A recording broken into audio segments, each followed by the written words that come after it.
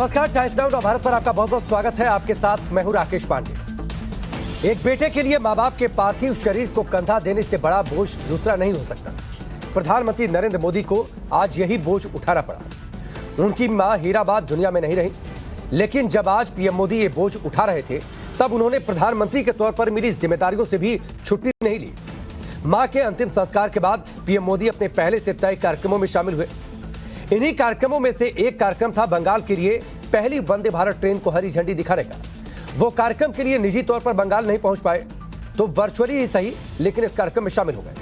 वहीं इस कार्यक्रम में बंगाल की मुख्यमंत्री ममता बनर्जी भी शामिल हुई, लेकिन कार्यक्रम के बने स्टेज से अलग वो बैठी।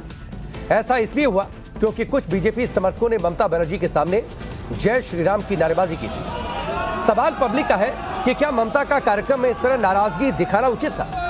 उधर आज बंगाल में ही राष्ट्रीय गंगा परिषद की बैठक में भी प्रधानमंत्री मोदी वर्चुअली जुड़े रहे, लेकिन इस बैठक में बिहार के मुख्यमंत्री नीतीश कुमार ने खुद आने की बजाय अपने डिप्टी तेजस्वी यादव को भेज दिया।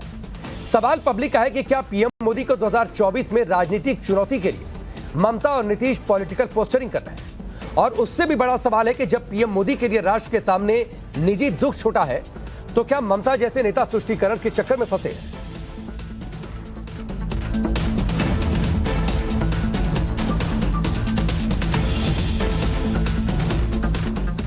2019 के लोकसभा चुनाव के वक्त से ही ममता बनर्जी के सामने जय श्री राम के नारे पर संग्राम कई बार हुआ है और कई बार उन्होंने नाराजगी भी जताई है। 2019 के लोकसभा चुनाव प्रचार के दौरान पहली बार बीजेपी कार्यकर्ताओं ने ममता के सामने जय श्री राम के नारे लगाए थे।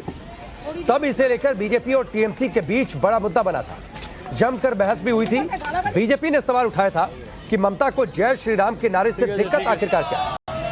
जवाब में ममता कहती रही है कि बीजेपी धर्म और राजनीति को मिलाकर बांटने का काम करती है।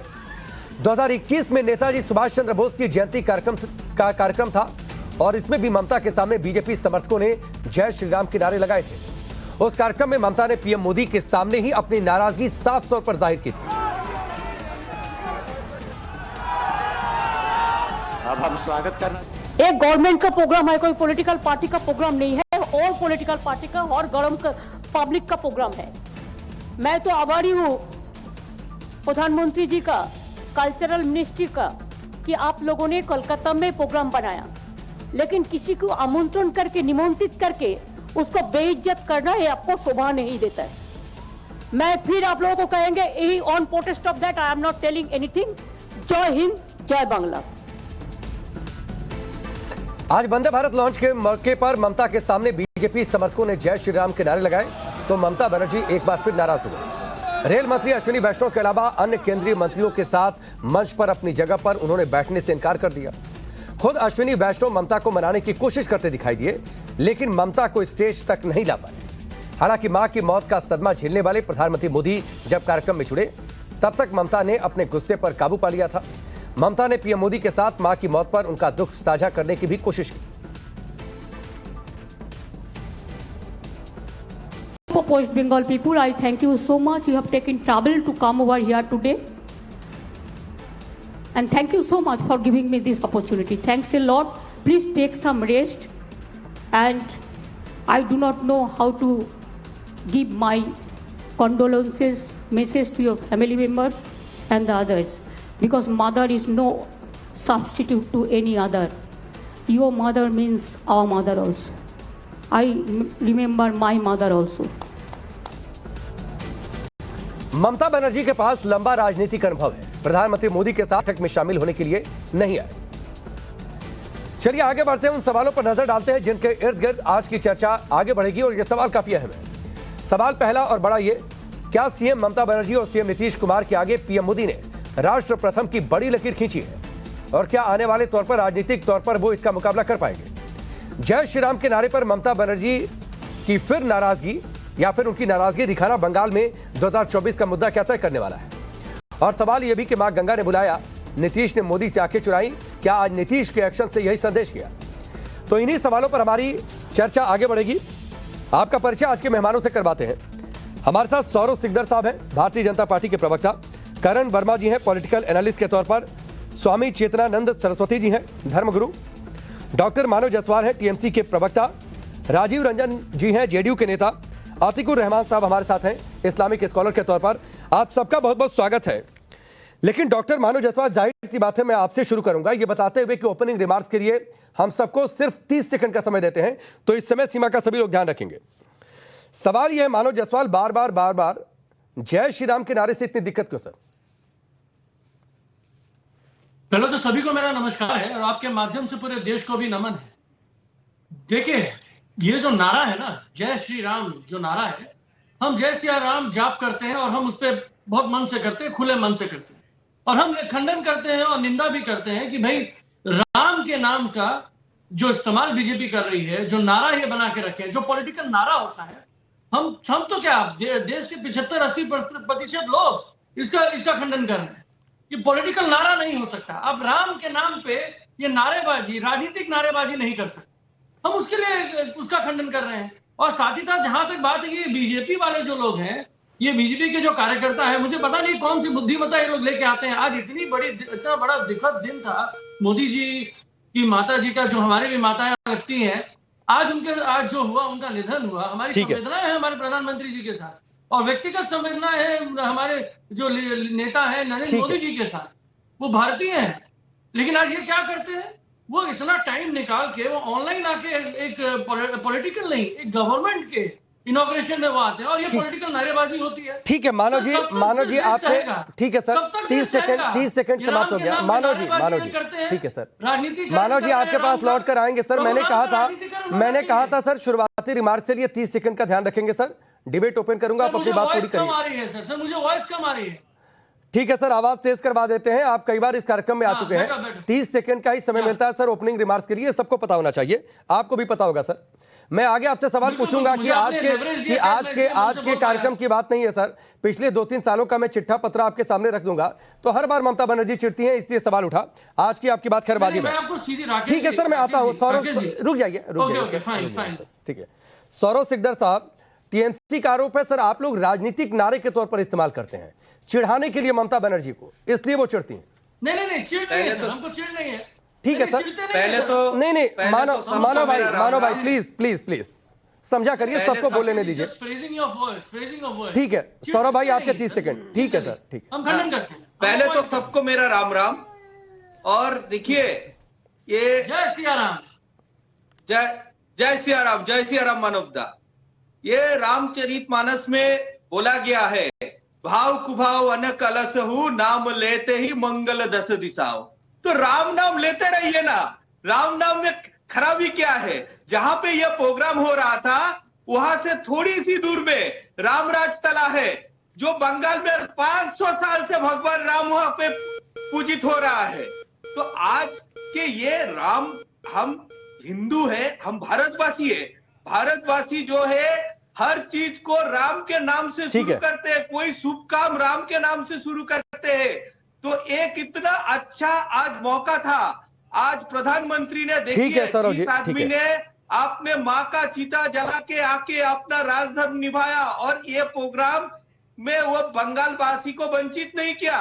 नहीं, सौरभ भाई, सौरव सिकदर जी, आपके भी 30 सेकंड सर शुरुआती रिमार्क से वो समाप्त हुए। और बात सिर्फ आज के कार्यक्रम की नहीं है सर, उनका यही तो कहना है कि हर वो जगह जहां पर ममता बनर्जी मौजूद होती है, आप लोगों की ओर से नारा लगा दिया जाता है। ऐसा क्यों होता है? मैं आऊंगा सर, आप बाद में जवाब दीजिएगा सर प्लीज। इसीलिए राम नाम का नारा लगाया। सौरभ जी, क्रॉस का दौर नहीं है, डिबेट ओपन करूंगा तब। राजीव रंजन जी, ये 2024 की पोस्चरिंग है क्या? नीतीश कुमार हर उस कार्यक्रम से दूरी बना रहे हैं जो केंद्र सरकार के होते हैं, और खास तौर पर प्रधानमंत्री मोदी की मौजूदगी हो तो सीएम का आना होता है। यहां पर भी ममता बनर्जी आए और 9 दिसंबर को आए थे। देखिए, किसी भी वैसी बैठक में जिसमें प्रधानमंत्री जी हो या केंद्र सरकार के कोई माननीय मंत्री, राज्य का प्रतिनिधित्व होना चाहिए। मुख्यमंत्री जी उपलब्ध है तो मुख्यमंत्री जी जाएंगे, नहीं तो उप मुख्यमंत्री जी जाएंगे। अगर इन दोनों की उपलब्धता संभव नहीं है तो संबद्ध मंत्री वहां अपने राज्य का प्रतिनिधित्व करेंगे। इसमें अप्रत्याशित कुछ भी नहीं है। और मुझे नहीं लगता है कि सियासत ढूंढने की कोशिश तो आप हर चीज में करते हैं, ढूंढते रहिए। ममता बनर्जी जी के प्रकरण को लेकर के अगर आपका सवाल ये होता कि क्या सरकारी आयोजनों में धार्मिक नारे लगने चाहिए, तो फिर आप जवाब लोगों का सुनते। आपने तो पहले ही कटघरे में लोगों को खड़ा कर दिया, तुष्टीकरण का आरोप लगा दिया। मुझे ऐसा लगता है इस तरह की एक तरफा बातें नहीं होनी चाहिए। धर्म और राजनीति दोनों ही अलग अलग क्षेत्र हैं और इनका बराबर जो विभाजन है उसको सबको स्वीकार करना चाहिए। ठीक है राजीव रंजन जी, देखिए दो बातें हैं। एक तो ये क्रॉस का दौर नहीं है, इसलिए मैं अपना टेक रखता हूं। जो आपने बातें कही, आप लोग को बड़ी दिक्कत होती है कि एंकर आपके हिसाब से सवाल नहीं पूछता है, आपके हिसाब से एजेंडा तय हो जाए। तो सर ऐसा नहीं ना कि किसी पार्टी के दफ्तर से पूछेंगे कि बताओ हमें क्या पूछना है क्या नहीं पूछना है। और हमने सवाल तो बीजेपी से भी पूछा, हमने सवाल टीएमसी से भी पूछा, लेकिन दिक्कत यह कि आपको टीएमसी से जो सवाल पूछा गया उस पर आपको दिक्कत हो गई और सलाह और बीजेपी से जो पूछा गया उस पर आपको दिक्कत नहीं। और जो बड़ा मुद्दा है तंत्र में असहमति का नहीं, तो असहमति जताइए ना सर। आप ये मत कहिए कि हमने ये सवाल क्यों पूछ दिया, हमने ये एजेंडा क्यों तय कर दिया। अधिकार का सम्मान करना और ऐसा आपका एजेंडा बिल्कुल पूर्वाग्रह से प्रेरित है, इसीलिए मैंने ये बात कही। नहीं नहीं नहीं नहीं, हम पूर्वाग्रह से ग्रसित नहीं है। दरअसल आपने इतनी बातों में ये साबित कर दिया कि 2024 का जो चुनाव लड़ा जाएगा, जो उसकी पिच तैयार होगी वो हिंदुत्व के रास्ते से होकर आगे बढ़ेगी। आप लोग बार बार ये साबित करते हैं, हम सिर्फ उसका विश्लेषण करते हैं। सर मैं करण वर्मा जी का रुख करता हूं। मुझसे बड़े तो हिंदू नहीं हो सकते हैं सर। नहीं, सर मैं बड़ा हिंदू या आप बड़े हिंदू सर ना, सुनिए सर सुनिए, मैं बड़ा हिंदू या आप बड़े हिंदू, मैं यहाँ पर तय करने के लिए नहीं बैठा हूँ सर। मैं अपनी श्रद्धा के हिसाब से अपना धर्म निभाता हूँ, आप भी अपनी श्रद्धा के हिसाब से अपना धर्म निभाते होंगे सर। मैं बिल्कुल नहीं कह रहा हूं कि कौन बड़ा हिंदू है, आप अनावश्यक खींच कर ले जा रहे हैं। और देखिए फिर आपने खींच कर साबित कर दिया कि हिंदुत्व की पिच की बात है। मैं आगे बढ़ता हूं sir, please Karan Verma ji. Personal मत होइए। मैं बिल्कुल पर्सनल नहीं हो रहा हूं सर। नहीं आप मैं बिल्कुल पर्सनल नहीं हो रहा। इनको चुप करा दीजिए तो ठीक है ठीक है करण वर्मा जी, ये वाकई पूरी तरीके से मान लें कि 2024 की पिचिंग है, इसीलिए इतनी बेचैनी है सवालों पर। देखिए राकेश जी, एक तरफ है स्वर्गीय हीरा बहन के हीरा, मां भारती के लाल प्रधानमंत्री मोदी जी, जो सादगी और कर्म योग का एक प्रतीक है हिंदुस्तान में, जिनकी ओर आज पूरा हिंदुस्तान देख रहा है कि कैसे राजधर्म निभाया जाता है, व्यक्तिगत दुख को किनारे रख के किस तरह से अपना धर्म निभाया जाता है। और एक तरफ है नीतीश कुमार जो मुंह छुपाए घूम रहे हैं, और एक तरफ है ममता दीदी जो कि श्री राम के नारे पर इतना गुस्सा जाती है कि कभी 10 लोगों को अरेस्ट कर देती है, कभी मंच से भाग जाती है। तो देश के सामने आप चुप करिए, आपसे कोई नहीं बात कर रहा है। राजीव जी तमीज में रहिए, बात मत करिए, मेरे 30 सेकंड चल रहे हैं। चुप आप रहिए, इज्जत ले आइए, आप चुप रहिए। आपको जब नहीं एक मिनट में मैंने कुछ नहीं बोला, इस बदतमीज आदमी को हटाइए। नहीं ऐसे शब्दों का इस्तेमाल नहीं। एक मिनट दोनों लोग नहीं करण वर्मा जी और राजीव रंजन जी, करण वर्मा जी आपके भी 30 सेकंड समाप्त हुए। क्यों बोल रहे हैं? नहीं एक मिनट बोलता हूँ, चुप रहिए। राजीव दोनों लोग की आवाज डाउन करिए एक मिनट। ठीक है मैं आपको करण वर्मा जी समय देता हूँ। करण वर्मा जी मैं आपको देता हूँ, प्लीज एक बात मुझे क्लियर करने दीजिए।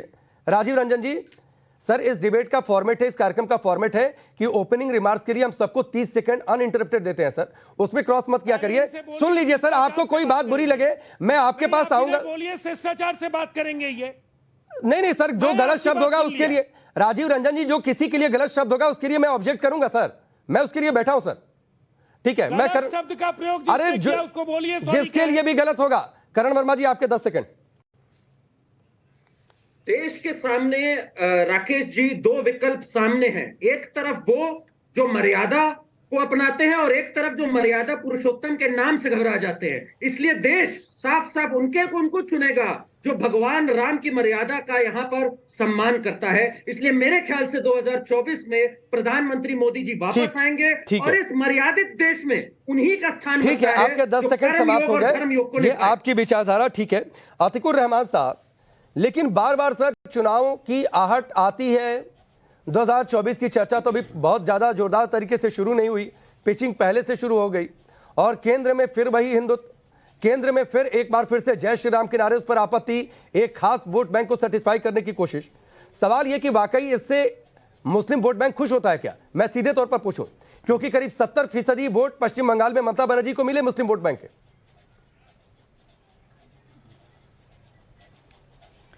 राजेश जी, बिल्कुल ये बात और ये धारणा गलत है कि प्रभु श्री राम का नाम लेने पर अगर कोई लोगों को खुशी या आपत्ति होती है तो इससे मुसलमान खुश होता है, ये बिल्कुल भी एक गलत धारणा बनाई जा रही है। मैं इसके फेवर में नहीं हूं।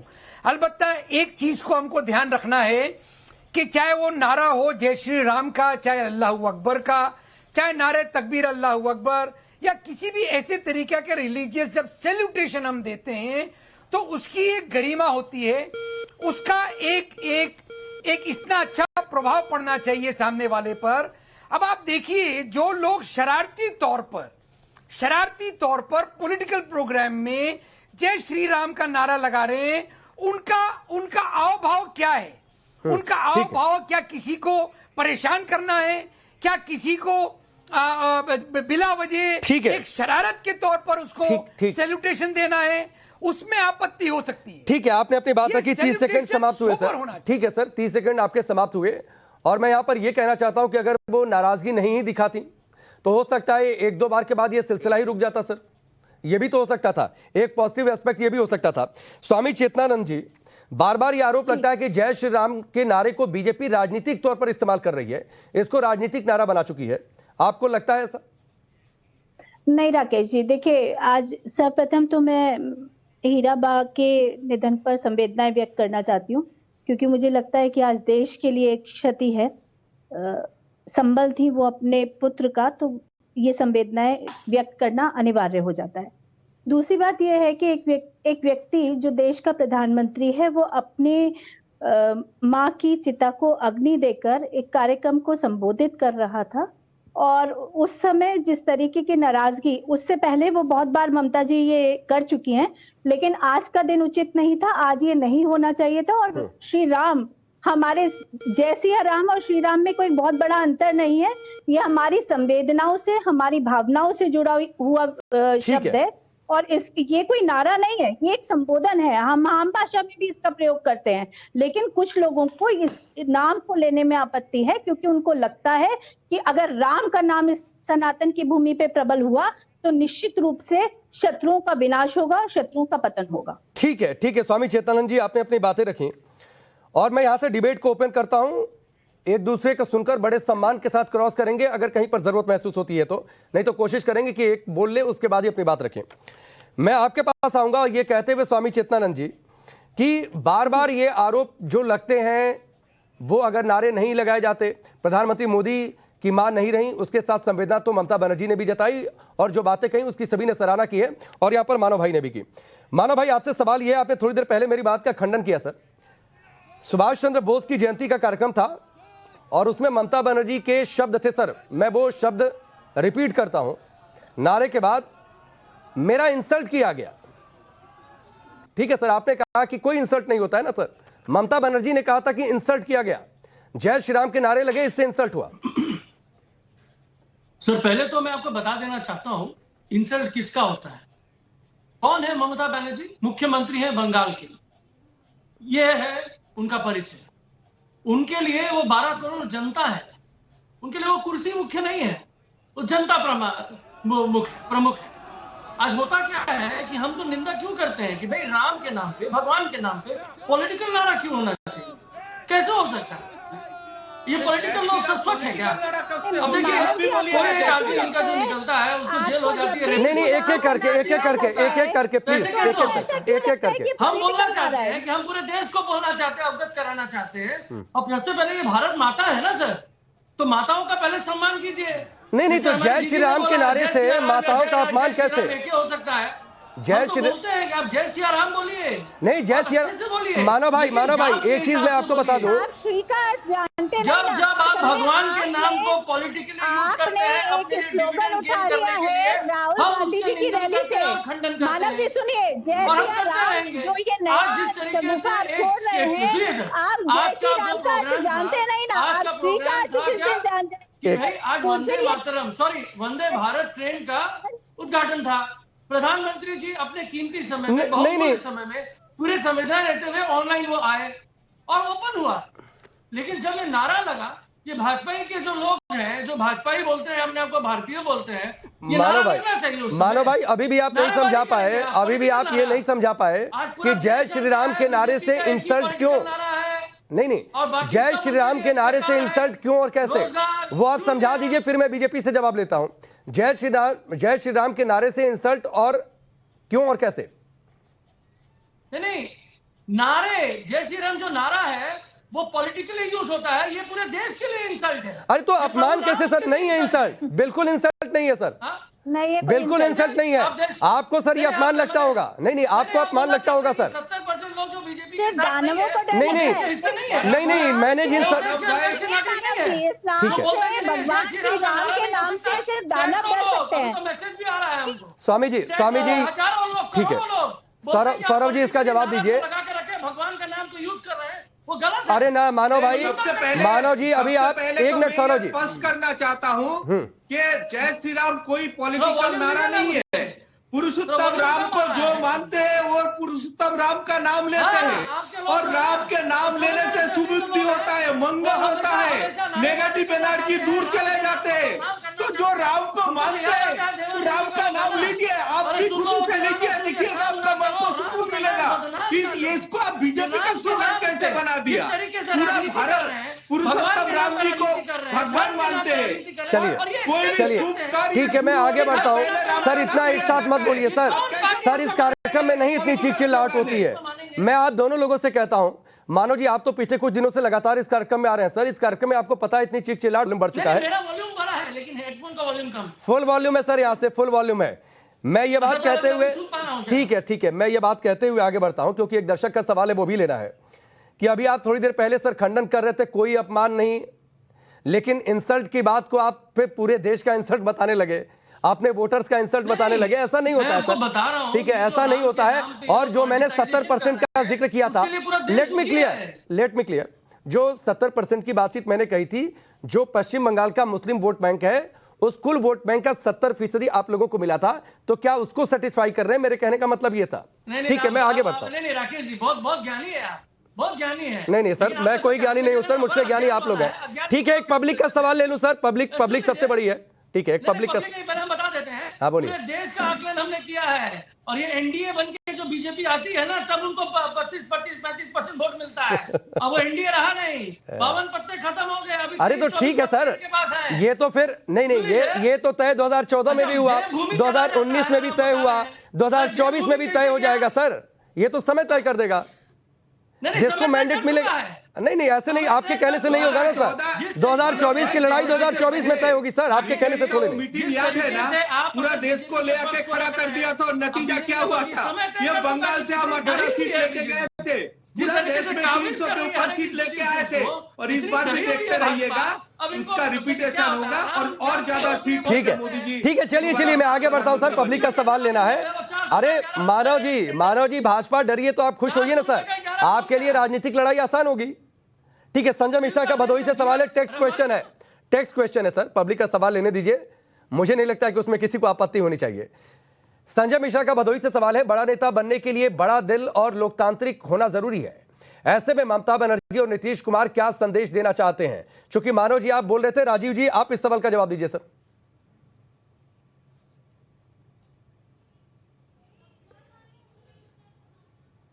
देखिए, मैं समझ नहीं पाता हूं कि इतना मेहनत आपको करने की जरूरत क्यों पड़ती है। एक दल को अपनी विचारधारा के लिए नारों की नहीं, विकास के जो कार्य हैं, जो उपलब्धियां हैं, उनको सामने रखना चाहिए। अब नेताजी सुभाष चंद्र बोस की अगर जयंती मनाई जा रही है और वहां जय श्री राम के नारे लगाने के बजाय अगर आप आजादी के उस महान स्वाधीनता संग्राम सेनानी के नारे अगर लगाते, आजाद हिंद फौज और आजाद हिंद सरकार के नारे लगाते, तो मैं समझता हूं उस आयोजन के लिए उससे बेहतर श्रद्धांजलि नहीं है। सम्मान कभी नहीं मिला। लेकिन आपके लिए सार्वजनिक आयोजन जो भी है, एक राजनीतिक दल के एजेंडा के तौर कौन बोल रहे हैं?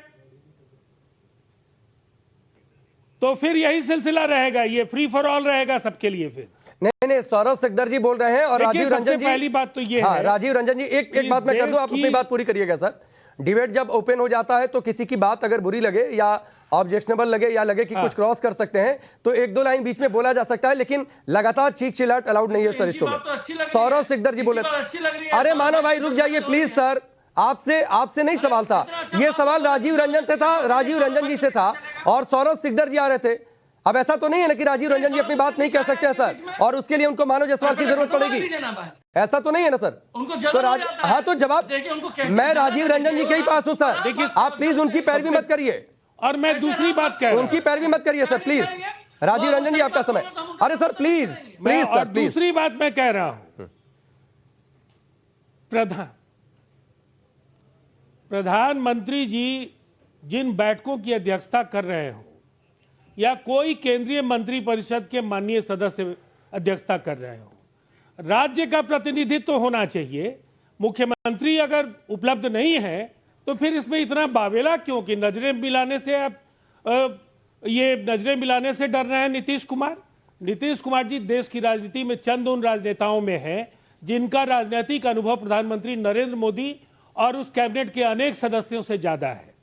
मुख्यमंत्री नीतीश कुमार के 40 वर्षों के कार्यकाल में अनेक बार वो केंद्रीय मंत्री रहे हैं और लगातार 18 वर्षों से एक राज्य के मुख्यमंत्री हैं।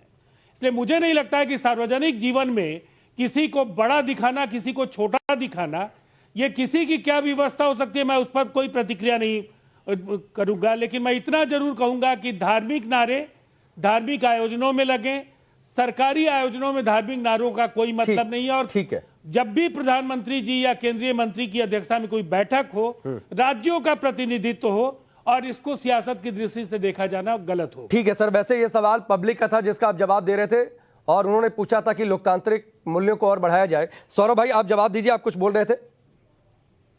और ये नहीं, और एक बात ये कहते हुए कि बार बार ये आरोप है कि आप लोग नारों का इस्तेमाल करते हैं, चिढ़ाने के लिए पिन करते हैं आप लोग, और उसके बाद राज्य का प्रतिनिधित्व है, नीतीश कुमार नहीं आए तो इस पर बवाल क्यों? नैरेटिव चेंज कीजिए। हम जेडीयू का प्रतिनिधि जब बोल रहे थे। अरे मानव जी आप सर बार बार बीच में आ रहे हैं। एक मिनट सौरभ भाई, नहीं मानव जी सर आप बार बार बीच में आ रहे हैं सर, आप बार बार बीच में आ रहे हैं सर, ऐसा नहीं होता है इस शो में प्लीज। मैं आखिरी बात, आपने जो बोल दिया वो ले लिया गया, ठीक है, उसको नोटिस कर लिया गया सर, लेकिन आप बार बार बीच में मत आइए सर प्लीज। आप जानते हैं इस शो में ऐसा नहीं होता है सर, और मैं एकदम अलाउ नहीं करूंगा। मैं आप तय नहीं करेंगे कि मैं क्या बोलूं और क्या नहीं बोलूं। ये ममता बनर्जी के शब्द थे कि इंसल्ट किया गया, तो आप जाकर अपनी नेता से पूछिए कि उन्होंने क्यों ऐसे शब्दों का इस्तेमाल किया। क्या शब्दों का? कौन चिढ़ता है भाई? सुभाष चंद्र बोस, अरे मैं सुनवाऊं क्या? बताइए ना कौन चिढ़ता है, बताइए ना हमको। मानव जायसवाल, मानव जायसवाल जी, नहीं मानव जायसवाल जी, एक तो आप तय करके आते हैं कि सिर्फ आप बोलेंगे, ऐसा नहीं होता है ना सर। मेरा सवाल सुभाष चंद्र बोस की जयंती के कार्यक्रम में जो ममता बनर्जी ने कहा था उसको लेकर था सर। आप चिढ़ते नहीं है लेकिन गुस्सा बहुत होते हैं सर, आप बीच बीच में बहुत बोलते हैं। नारा सुन लीजिए, दीदी ने बोला था पॉलिटिकल नारा प्रभु नाम या किसी भी भगवान का नहीं हो सकता, और हम अच्छा चलिए ठीक है। अच्छा ये बताइए, ये कार्यक्रम ठीक है मानव जी, मैं सौरभ जी का रुख करूं, ये कार्यक्रम पॉलिटिकल नहीं है, बीजेपी को जवाब दे दीजिए जय श्री राम बोलकर। जय सिया राम, जय जय श्री राम। नहीं श्री राम में क्या दिक्कत है राकेश जी? अरे श्री राम में क्या दिक्कत है? श्री राम में क्या दिक्कत है? श्री राम में क्या दिक्कत है?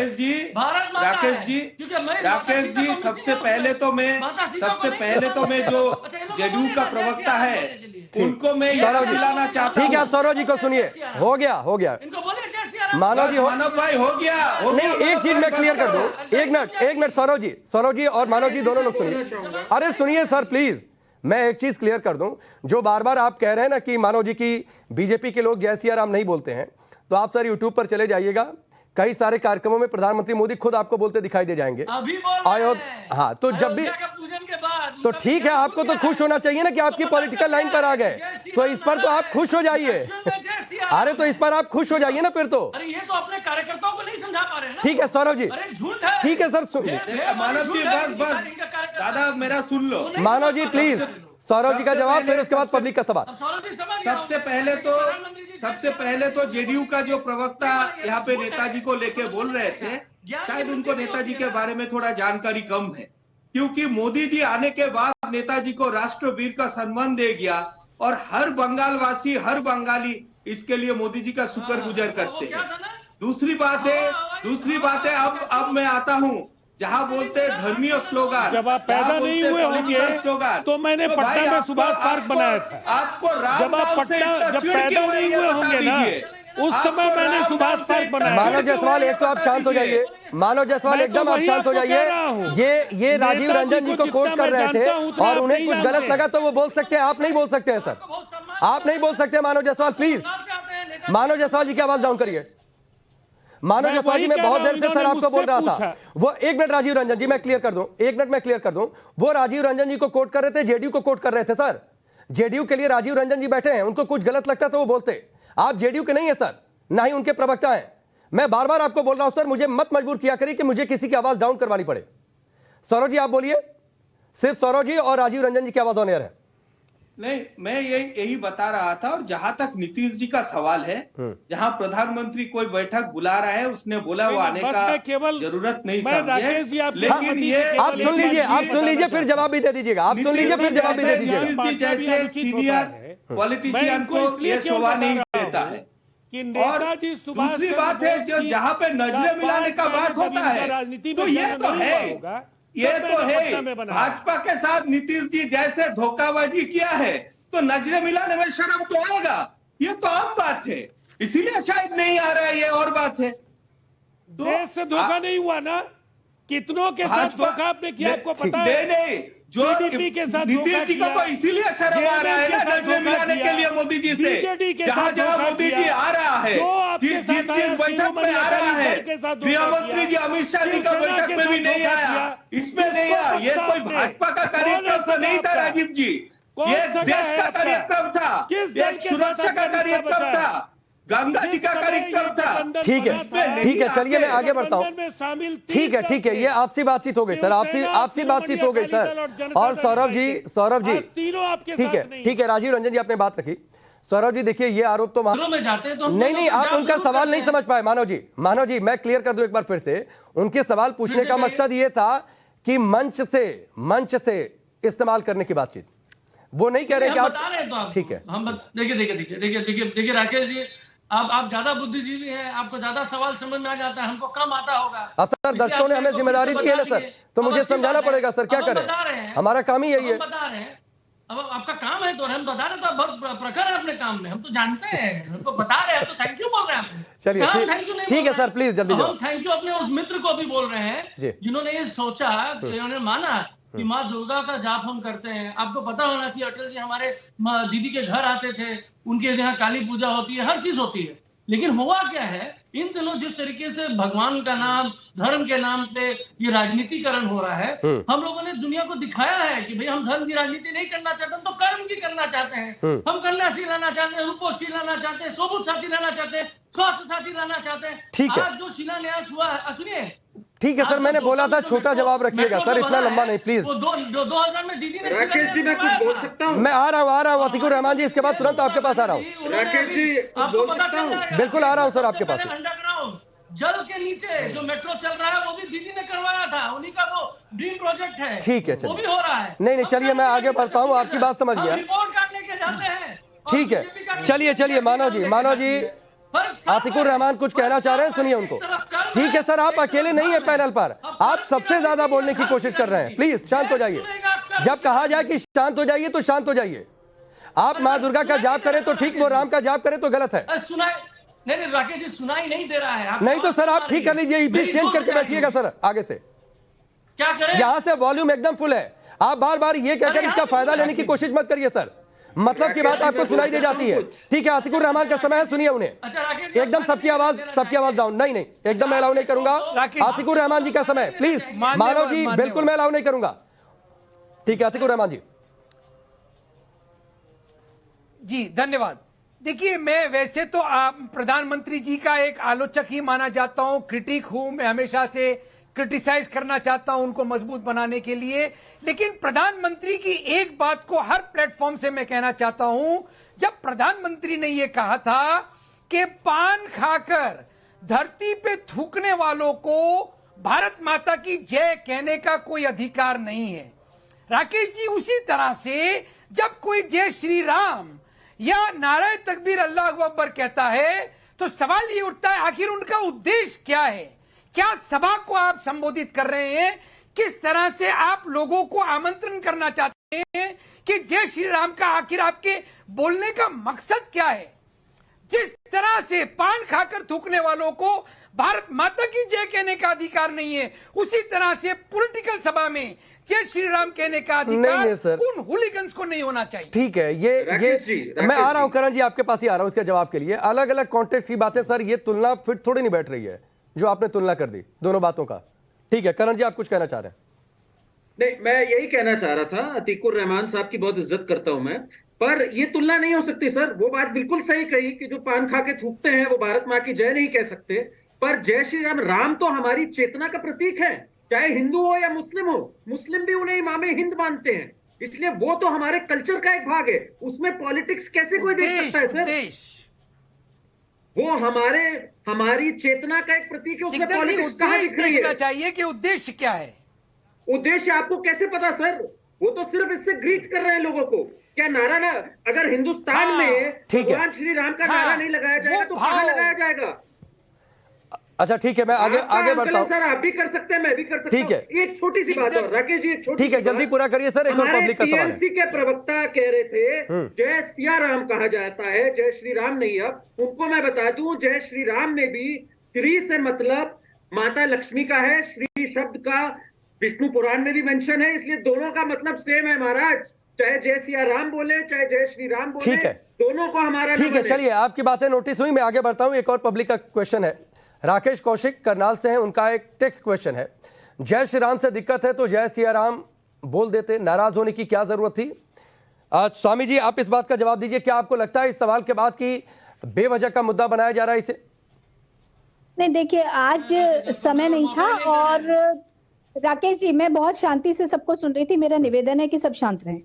देखिए आज बिल्कुल भी ये समय नहीं था। जिस तरीके से ममता बनर्जी ने आज क्रोध दिखाया, उससे वो बहुत स्पष्ट हो गया कि वो एक लकीर, लंबी लकीर खींचना चाहती थी, क्योंकि किसी भी पुत्र के लिए वो जय श्री राम के नारे से उनको प्रबल संबल दे रहे थे। अभी अतीकुर रहमान जी कह रहे थे कि इंटेंशन क्या है, तो इंटेंशन ये थी उस समय, क्योंकि वर्चुअली वो वहां थे, तो लोग उद्बोधन, उनको संबोधन कर रहे थे जय श्री राम के नारे से, और लोग इस बात से नहीं, ये तर्क थोड़े नहीं है।